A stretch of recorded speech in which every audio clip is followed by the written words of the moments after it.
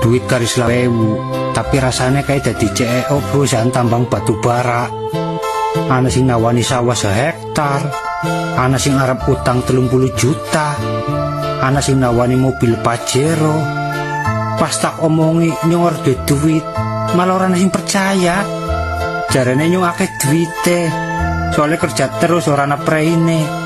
Padahal sini ya pada bae, malah kadang luwih mumet.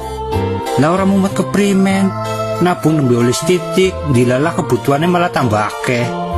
Butuh nggo kiye, nggo kae, ya gelem ora gelem celengane tak bongkar maning. Kadang nyong ge mikir, anggar kaya iki bae sih kapan sugiye. Tapi tetep bae wong-wong nyangkane nyong ke sugi, akeh duite. Soalnya sering gemuyu, padahal ora kabeh gemuyu ke tandane wong lagi seneng. Bisa juga gue gejala wong arep gendeng ala tobat.